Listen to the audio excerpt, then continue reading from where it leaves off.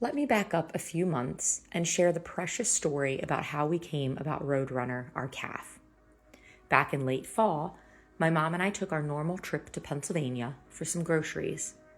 On our way home, we noticed a few people walking in the center median of the highway, and then this very strange-looking creature. We couldn't tell if it was a dog or a deer.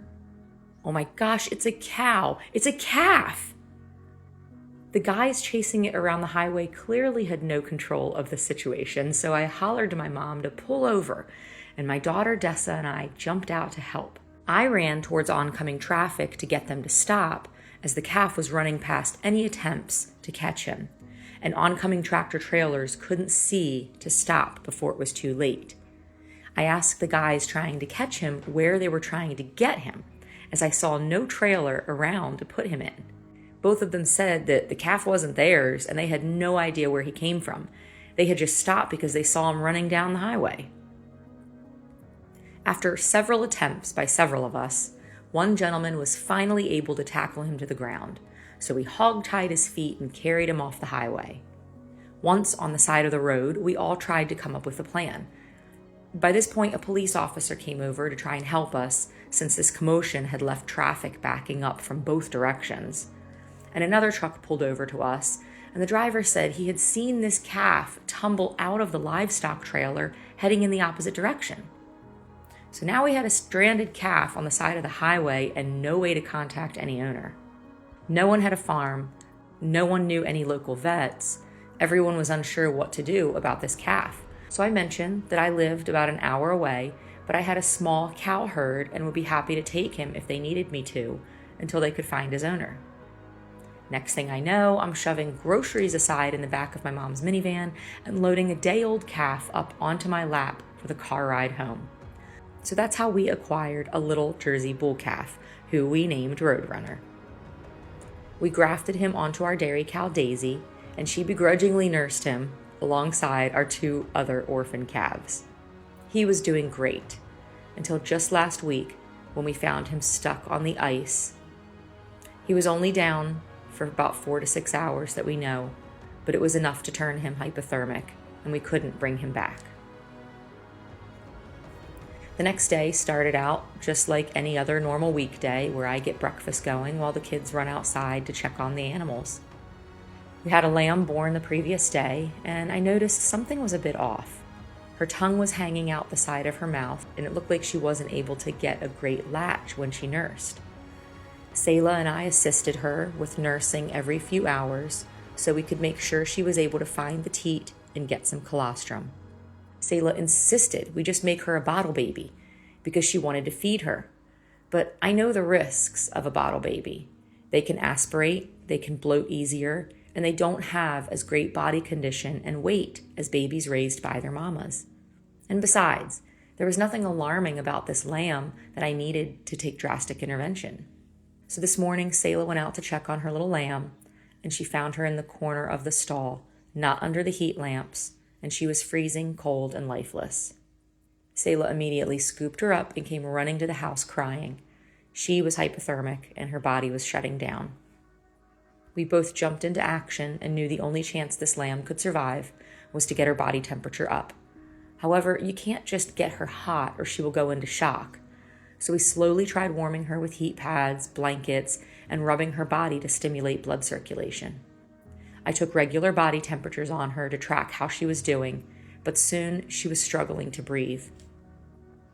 Her temperature was not rising consistently, and soon her pink skin started turning blue. That's when I started performing CPR on her. I shoved her face into my mouth to block off all ways of air to escape, and as I breathed, I could see her little chest rising. She was responding to CPR, and her little heart was beating. I called Chris to have him bring me an electric heating pad and selenium, and I had my neighbor help me get some dextrose into her so I could continue performing CPR consistently.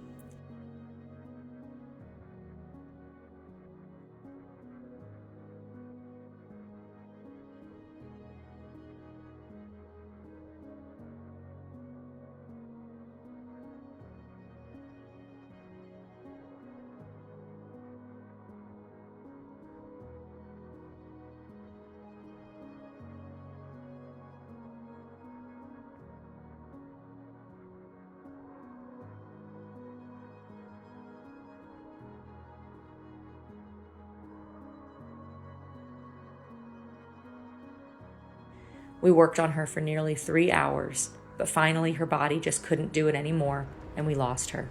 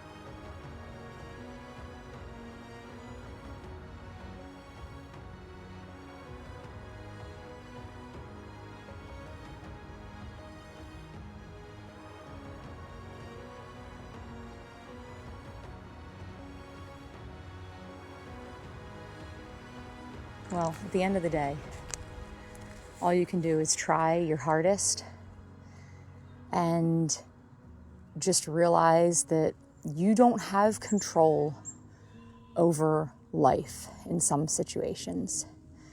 And in these situations, I tried my hardest and I just couldn't save either of them. The dilemma that almost every farmer experiences is that unless you have grown up on a farm, receiving the multi-generational wisdom that comes from your parents and your grandparents learning these lessons, is that you have to learn everything firsthand. Most of us that are starting out as first-generation farmers, we have to experience everything and learn from our mistakes, and that is how we learn. We have the vet as a resource to help us, especially in the beginning, because we just don't know very much. But as we grow in the years of having animals and the experience, you grow to see symptoms that you then learn how to treat on your own. So for example, I see a horse going down and it looks like colic. I only learned about colic because I had a horse go down with colic and I called the vet. And then the vet shows you what to do, and sometimes you need medical intervention, which the vet can provide, but then other times we have the ability to learn how to give our own medical intervention to these animals. So now when I see my horse that's gone down with bloat or with colic, I know how to treat that horse in the first stages, and I know how to diagnose whether or not that horse looks like it's recovering from colic on its own, or where I might have to now get the vet involved in kind of like a phase 2 scenario. The same is true for the livestock. Now, I grew up raising sheep as a young child. I showed them in the farm fair. So I have some experience with sheep over the years of different ailments that they have, and I now know how to treat a lot of things. But now as an adult, I've expanded my flock tremendously. I'm using them more instead of like a 4-H project and more of a hobby. I'm now progressing in numbers and progressing in my goals for these animals. And so I now am experiencing different scenarios that present themselves that I'm learning. Again, there's a lot of things that I can treat on my own, but there's a lot of things that I still do need to bring the vet in for. In the situation with Roadrunner and this new little baby lamb, I saw the symptoms and I treated them according to what phase 1 would indicate me do. There was nothing alarming at that time that required me to get a vet involved. And what ended up happening was, as things progressed and I thought I knew what was happening, it then got to a point where things had escalated to where the vet would not even have been able to intervene at that point. Now, I don't know what underlying issues there could have been. Some things happen and you just can't prevent them.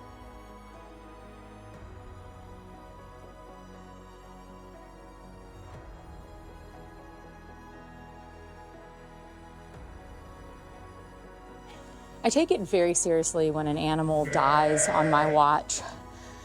I go back and I look at what I did that I could have done differently. What signs did I miss? How could I prevent this in the future? Because if an animal's going to die, I want a lesson to be learned in that, so at least the death is not in vain. Now, Roadrunner, I have no idea what history he has, what farm he came from. I don't know. Could he have had an underlying issue from the beginning? Maybe. I know it's hard to know. You can speculate all you want. Ultimately, though, he died on my watch, and that's a really difficult thing as a steward and caregiver of these animals to have the responsibility of.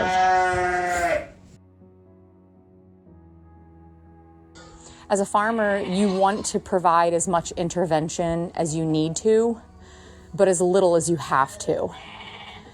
If an animal is going to suffer if I don't intervene, then I absolutely want to intervene. But with intervention also brings its own set of risks, and that has to be weighed as well. At the end of the day, it just comes down to survival of the fittest. And as much as I want to save as many animals as I can, naturally, I know that there are certain things that I just can't prevent. And the way of nature is the strong survive and the weak don't. And those bloodlines carry on to the next generation of strong offspring. And the weak offspring, unless propped up with human intervention in some cases, they die off. Could this have been the case in these situations? I don't know. I always will try and intervene and do what I can in my power to save lives. But I also know at the end of the day, I have to be able to go to sleep at night and know confidently that I tried the best I could. And I genuinely believe in both these situations, I did all that I could do with the knowledge that I had. Could a vet have saved them? Maybe. But by the time I felt things were too far gone and I needed to call the vet, it was too far gone and the vet would not have been able to intervene. And in certain situations, there's just nothing the vet can do. Now, I'm not going to end this video on a sad note. With life on a farm and with animals, yes, there will always be death involved, but there's also beautiful, precious life. And this week, we have a lot of life. And this mama is having babies. I've seen 2 so far, and it looks like a 3rd is on the way. So I am gonna check on her. Hold on. You can see me. So I'm gonna check on her. I hear 2 little babies in there, and she had some water hanging out like a sack, which to me indicates possibly triplets. So I'm gonna check on her real fast. Hey, mama. Hey, mama.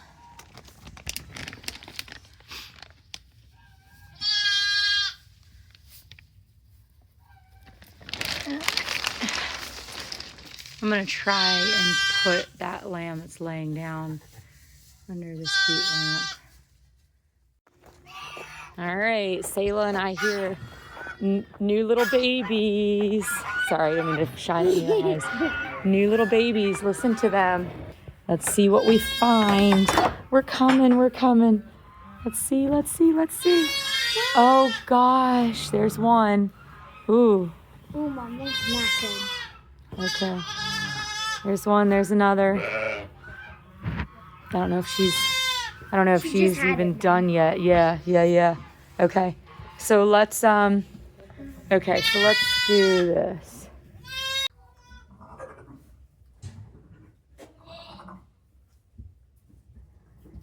Shut the door quickly.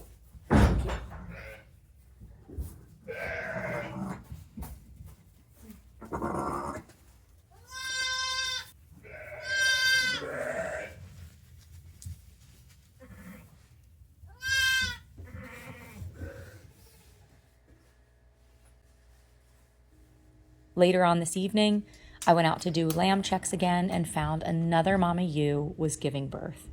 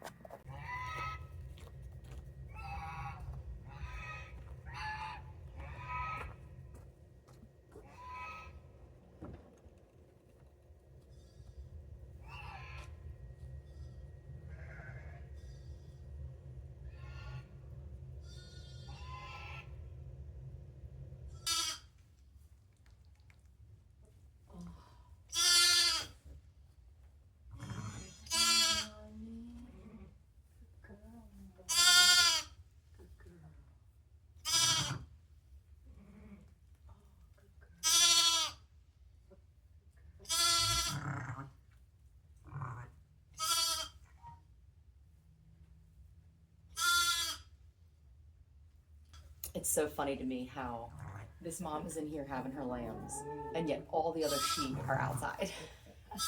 Like they know the drill. Oh, you did a great job. I know you've got more. So this one's definitely going to have at least one more. They know the drill. They know to stay out. Cookie, stop messing with my camera. Cookie. Darn cow. Get out of here. They're all like, it's labor and delivery. We got to get out. That one is next. Now, because she's not shivering, I am not going to make a fuss about moving her and about moving the mama. I'm going to kick everybody out because they'll all be fine out there. It's actually quite nice out there tonight, fortunately. It's not a very cold evening.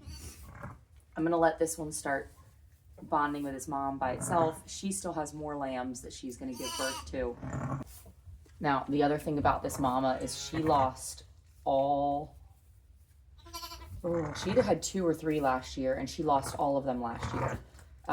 Notice she's got she hasn't lost her wool. These are very bad characteristics in a sheep. Normally you would call a ewe like this that's had lambing issues and that doesn't drop their wool. I will say, however, the lambing issues from last year is not technically her fault because it was so cold. We lost so many lambs last year. The losing the wool I don't love. Here's the issue though. She's a sweet, sweet ewe. She's a great mom. So I'm going to see, she's bearing down again. I'm going to see how she does with this lambing, because if these lambs pull through and they look fine, we'll see. She also had bottle jaw twice, which means that she's got parasites. She's not resistant to parasites. It's not a good thing. But I've been treating these parasites with wild orange oil. I came across it on a feed on online and saw that there was research done on it. I figured I have a ton of wild orange oil. So I used the orange essential oil from doTERRA. I put a couple drops of of oil in all of the water about once a week. And I've not had any bottle jaw signs, parasite signs since. So we'll see. It's still up in the air whether or not it actually works. I have not done fecal samples yet on anybody yet though. So that's next. Oh yeah, I see hooves. I see hooves. Oh, her water just broke.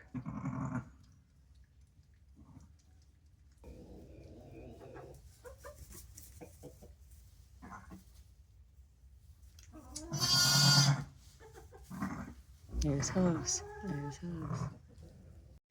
All right, so we just got the one mama set up with her twins, and Selah woke up and said, "Mom, I think the other sheep's having her babies. I can hear her hollering a lot. She's trying to get in the barn."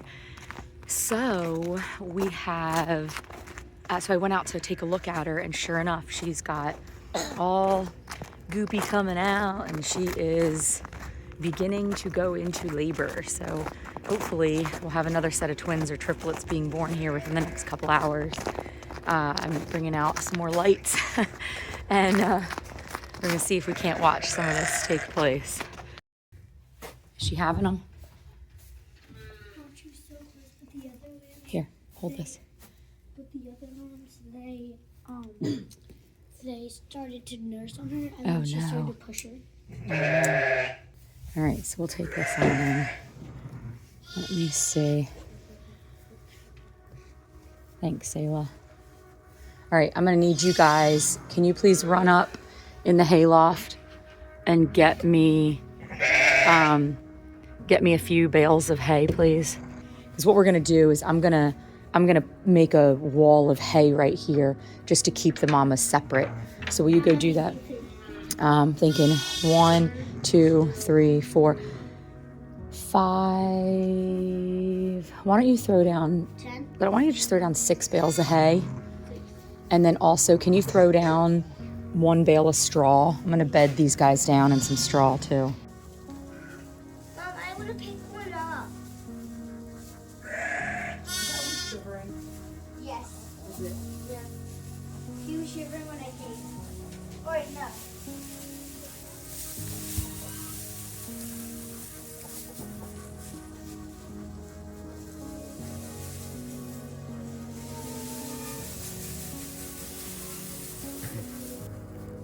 You get it to nurse?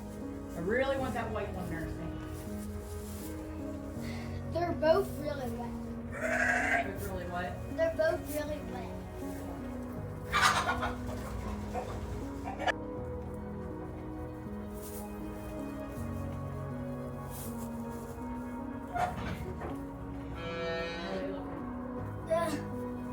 Why would kids get one? No. Like they'll feel it and then they'll just pass it.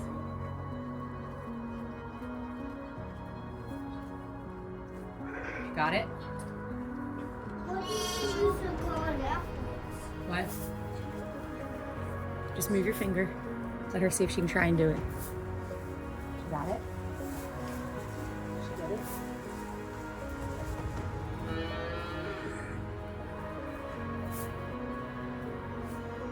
Sometimes you just have to put white space in there. At the same time. Good. All right, we're gonna come back in a little bit. Yeah.